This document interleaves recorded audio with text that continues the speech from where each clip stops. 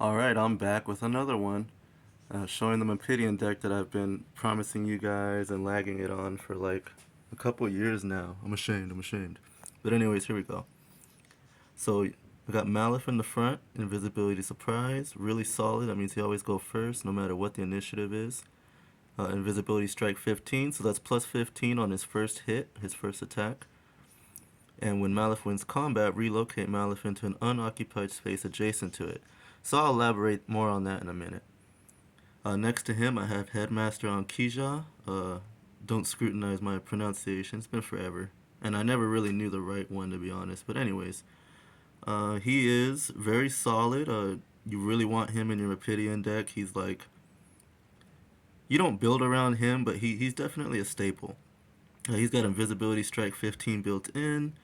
And his biggest highlight is that invisibility effects cannot be negated. So that was like super huge. He protects your pretty much your whole deck. And then if you lose initiative, your creature gains strike 10 more.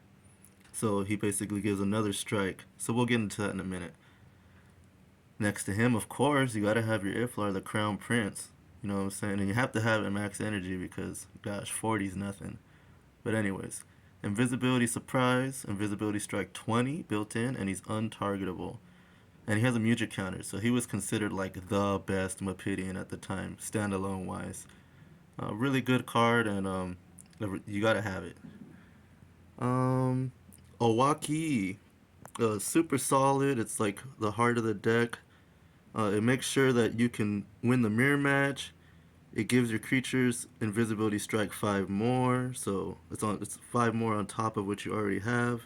And he has air 5 built in, which is huge. He has air and fire, so the fire is kind of like odd, but it comes in handy later. He has one music counter. I've got another Owaki for the same reason because they stack. So they basically give all my guys starting strike 10 more. And he's got the air 5, so super huge. And If John, the heart and soul of this deck. The tech that just shuts all kinds of horrible matchups off. I mean, this card right here will give you the edge. Like, it's my pride and joy. This was my tech. This was my tech. Like, this is how I fucking ruined people back in the day. It's sad you have to say back in the day, but remember, guys, it's been like 10 years plus. And I'm not that old. At the time, I was 16 when this game was out, so, I was kind of like the target audience, so whatever. But, anyways, expend air, target adjacent creature gains untargetable. So that was huge, okay? Because Mephidians don't have a lot of music counters to start with. And so, like, your musics and the ones you can use are very limited. And so, usually people default to, like, these main ones, which I'll get into in a minute. But if John just. It's what it's just the protection that your aggressive lineup needs. Of course, I have him touching every card except for Iflar, because Iflar's already untargetable. You can chain If John on the stack, so like they can go cannon, and then you could like say okay, and then they go cannon again, and then you If John. This is just a like bad example, but you get the point. You chain If John to the cannon, and now you're untargetable. I mean, it's nasty. You combine it with Song of Shelter. It basically evens out the playing field because since we can't spam mujiks like pretty much every other class can, we have to be able to stop those mujiks. So if John, MVP, and he has a mujic counter. So heart and soul of this deck, like you really want to keep him alive. But if he dies, I mean it doesn't kill you, but I mean he's so broken. He is so broken. And a lot of people slept on him, man. If John was the way for sure. Alright, so getting into the lineup here. Malif is using Mipedian Fulgurite. So this card got a lot of hate because it destroys itself at the end of combat. But what an experienced Mipedian player like myself will tell you is you're not worried about multiple combats, okay? Mipedians are fast and hard. You're trying to get in and out, okay? So typically, you should win your first fight. And the first fight is usually like the most important. And honestly, if you win that fight, I mean, and you have to sacrifice Fulgurite, so be it. because honestly, the most important battles are won usually like in the first two games. So I mean, this deck, it's about getting your victory, okay? Because you don't, like I said, you don't have the fallback of music power like other decks do, you know. So you have to really use your resources wisely and get the most out of every card. So Headmaster Ankija, I have Barithian Axe. So basically, it's like another strike 10 on top of his strike that he already comes with, and it gives him 5 energy. So super broken, he'll be 75 energy, and he'll have Intimidate 10 energy, plus his Strike 15, and then if he loses Initiative, he'll have Strike 25, so 25 plus 10 Intimidate, that's already 35. I mean, you really don't have to do much to win that fight. And they can't negate your invisibility, so super solid. Iflar the Crown Prince, he also has Mephidian Fulgurite. Because again, I gotta win whatever fight I take. And Iflar has Surprise, and Malif has Surprise. So I'm swinging first guaranteed. I'm gonna hit before you hit me, okay? So Fulgurite gives me Air 10. I already have Strike 20 built in. I forgot to mention Awaki's, by the way. So Awaki's give me 10 because I'm using 2. So you have Strike 30, and then you have Air 10. So I'm at least doing, bare minimum, 40 damage, no matter what I play. So going back real quick, so that means Headmaster he has Strike 25. If he loses Initiative, he has Strike 35. And then he has Intimidate Energy 10. So I mean, that's 45 before I've even swung. So you get the gist. If all 3 of my frontliners win all 3 of their fights, it doesn't even matter that the battle gear blew up, because I won the war. So moving on, if John is using by mower cycle, because you know, by mower cycle, duh. If I go first, I'm gonna annihilate you. I'm gonna pop by mower, I'm gonna target Headmaster, I'm gonna target Malif or something. And I'm gonna fly into your backlines and I'm gonna pick you apart. Moving on, Awaki. I put Phoenix Belt because they have fire element. So fire element is huge, okay? Because Phoenix Belt, you sacrifice it, deals 10, and then if quick creature has fire, you do 10 more. My Awakis now effectively have Strike 20, okay? And they have Air 5 built in. They have 65 health. I mean, don't sleep on Awaki, okay? Awaki is solid. My second Awaki, I mean, of course it also has a Phoenix Belt. So, you know, they both got Strike 20. What tends to happen is your opponent will like fly in your backlines and they'll be like, oh, I'm gonna go after Awaki, right? Or if John, you know, one of the two, because they're like, oh, you know, the deck will fall apart if I hit that, and it's just not true.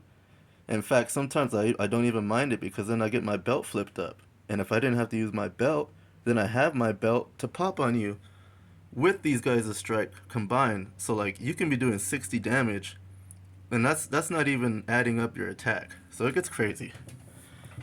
Moving on to my location deck. This is the bread and butter right here. This is how you fully lock down your opponent. So since I know that I'm at a disadvantage with Mujix, I teched very strongly against Mujix because I feel that I can win any matchup against anybody as long as it's a one-on-one and you know there's no Mujix involved. So I got Dransky's Threshold here to shut you down. No Mujix or abilities may be played. So since all my abilities are passives, they don't get negated. And they couldn't get negated anyways because of Headmaster. So pretty cool. So it's just a fair fight. And I mean, if I'm doing 45 plus, you know, whatever my attack does, so say I play a Primal, that's 65. Most characters are dead. And if you're not dead, I got you on the next hit. So yeah, Dranicus Threshold locks it down. Then I play double Prexor Chasm. I mean, because it takes away healing. So again, it works to my advantage because I don't heal. So you can't heal or gain energy. So it shuts down Overworld big time. I mean, it shuts down a lot of decks, but definitely Overworld.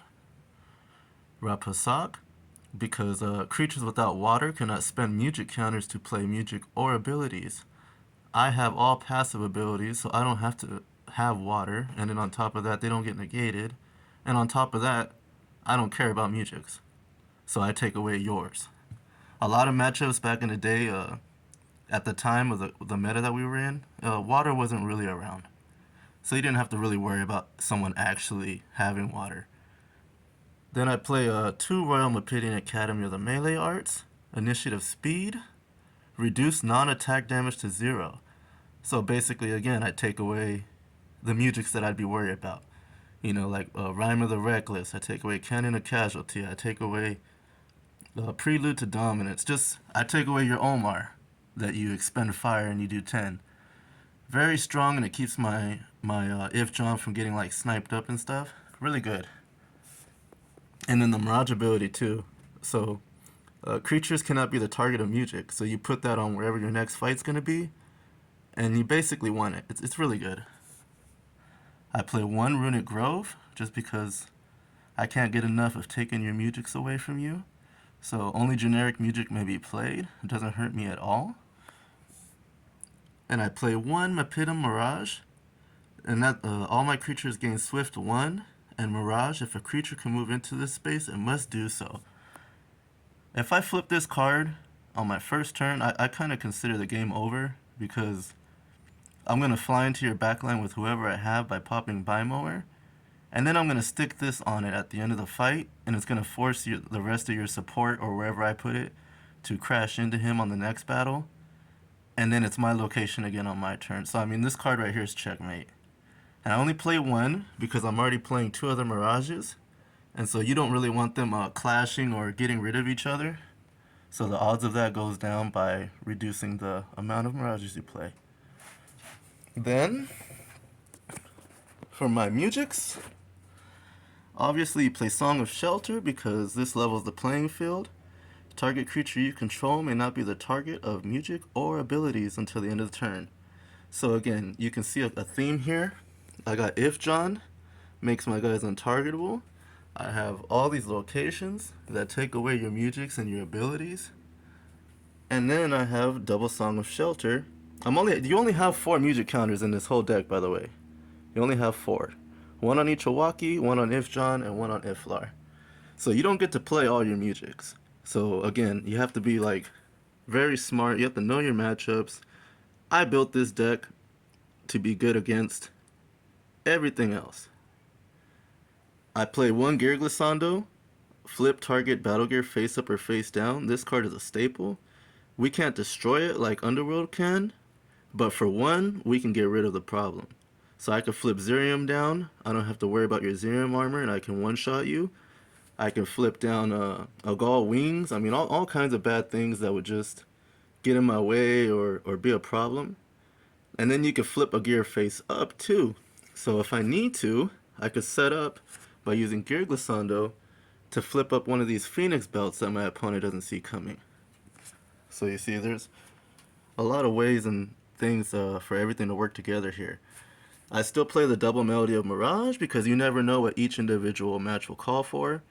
You know, some games you play both shelters, some games you don't play any shelters and you play both Melody and Mirages. So I mean, it depends on what the matchup is. I attack 1 Prelude to Dominance, okay? Deal 10 damage to target creature and it's generic. This card right here is the GOAT, okay? Because Mipedians will get you close, but Prelude will get you there, alright? I swing for 65, and you're a KOR, you got 75 or 70. I play Prelude right on top at the very end. They never see it coming. Deal 10 more. Broken card, super good. Gets you right up over the hill. Moving on, I'm going to go into the attack deck here. First off, it's a Turbulence Funnel. It's a 3-cost card. Super broken. Super good, solid. See, what was happening was there was a lot of elements still at the time. So instead of crying about it like a lot of the player base did, I teched around it and I built a deck to get around it using what I have. So Turbulence Funnel. The damage is split here. So like if you took my air, I still do 20. If it's a mirror match and we both have high speed, I still do 20 because I got air. You see, like it's not like an all-in card where it's like 30 air damage. You want to have your attack cards and the damage on your attack like nice and split, if that makes sense here in my wording. So I play double Turbulence Funnel, one Atmosphere, again, because you want to have your damage split. So there's 5 base, 5 air, and then your engaged creature has invisibility, do 5 more. See, so that's 15, but it all comes from different places. So like, if they strip my air, I'm not dead in the water. I could still do 10. You see, that's the whole thing. You have to be smart. Primal Smash, because I mean, it's Primal Smash, you do 20. Freaking broken. Progressive Speed, super good card. Again, you want your damage like split around. So it does 5 air base, and then with Fulgurite, so that's 15, right? And then a bunch of stat checks. And stat checks, you see, I didn't play challenges, I played checks. Because if I run into another Mipedian deck, you're not going to make any of those challenges. They probably play double Walkie just like you, and it's going to be a headache. But since I'm playing stat checks, I'm guaranteed my damage, you see? Of course, I play one Sirocco. Again, flip a face down battle gear you control face up. I could flip up that Phoenix belt, or I could flip up this Phoenix belt, you see? So basically, let's just do a quick scenario.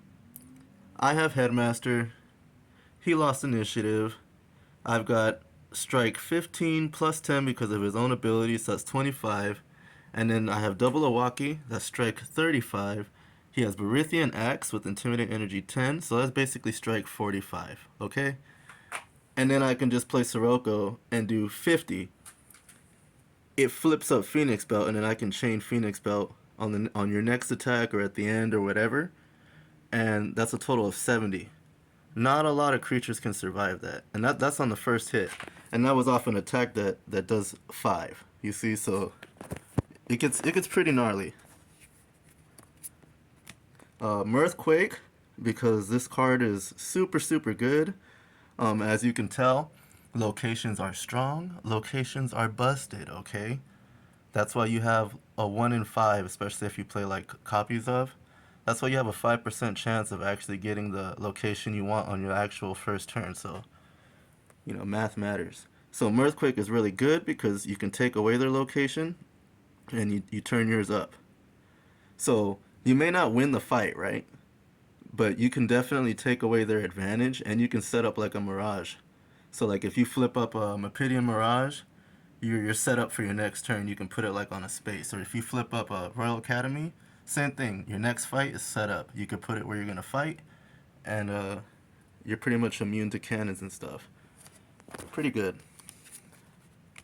Velocitrap. It's a 0 build, but it does 10. I mean, so that's solid. Synaptic. It does 10, but you will mill through your deck. So you draw a card, discard a card. So it helps you get through your deck. Turbulence Funnel again because I played 2. Air Salt. Solid 15 for air. With Fulgurite, it'll do 25. Another Atmosphere. 15, but with Fulgurite, it does 25. Unbalanced Charge. Because it's a 0 that still does 10. And you'll lose 60 speed. But both of your Awakis give you plus 20. So really, you're only losing 20 speed. So if you're keeping up, and you get what I'm saying. Inferno Gust. Super good. Challenges speed, and it does air. And if Owaki plays it, you do the full 20 damage. You actually do 25 because Owaki has air damage. So Inferno Gust. Funny enough, it's really easy for me to save this attack for when Owaki has to fight. And usually Owaki has to fight like once a game, depending on how strong the matchup is. Another Progressive Speed because card's super busted, minor foil. Another Unbalanced because ironically, your attack deck has to be balanced. So I'm playing 2 3s and 2 2s, so you're going to see some 0s. Another Air Assault for some 15. Another Inferno Gust. Another Velocitrap. Another Mirthquake for the same reasons I told you. It's so good. And another Synaptic. So it just helps you blow through the deck and get through those attacks that you want. But again, with all the strike you have and the Fulgurites, I mean, you don't miss. You typically need 2 attacks, and you've got each fight. And if your front line wins all their fights, you probably won the game. So here's my Mipedian deck that I held out on so long. I mean, I was willing to take this deck list to the grave back. You have to understand, it was like 2008, I think, If I can, don't quote me, but I think it was like 2008. So like, net decking wasn't really like the way it is now, and then chaotic. You know, you can try to net deck all you want, but you have to actually get the cards. And so like, again, it's not just about having an Iflar. You want to have an Iflar with 50 energy because minimum is 40. So it wasn't just about like having a copy. That wasn't good enough. So like net decking's like hard for this game because this game you actually have to hunt and find the cards with max energy. And then usually when you find a max energy creature, because energy was the most important thing, the person knew what they had, so they weren't like willing to really trade it. So yeah, you know, you really had to work. You really had to work, and I'm looking for a word here. You really had to barter and just network. There you go. Because again, this you can get a Malif 50 energy no problem, but believe me, when you're in the middle of a game and you need that 10 health, I mean that's everything. So yeah, here's my deck. I showed it to you guys real quick, and I'm hoping that this is good so I don't have to record this video again because it's a mouthful. But there you guys go. I hope you guys really like it. Um, if I scrolled over something too fast, just pause the video. But yeah, here it is, man. Fucking, it's my baby. This is why people actually feared me. This is why I got my sponsorship. You know, it's crazy. And I had a lot of help along the way. You know, my friend helped me track down this Iflar back in the day, and my friend also got me this headmaster. Funny enough, and I helped him get a lot of his underworld cards because we were like loyal to our tribes. And the Malif, those were easy to get. I just look for upgrades, you know. But this is my best one. I have a couple. The If John. I mean, again, people slept on this card, and I think they still do. Super broken, super broken. Remember, I said it. And yeah, Owaki's. Mine are foil. There's not glare because they did come foil. So I have good foil ones. Ooh yeah, bragging rights. And yeah, so I hope you guys enjoyed. I showed you everything. This deck right here is solid. So good luck.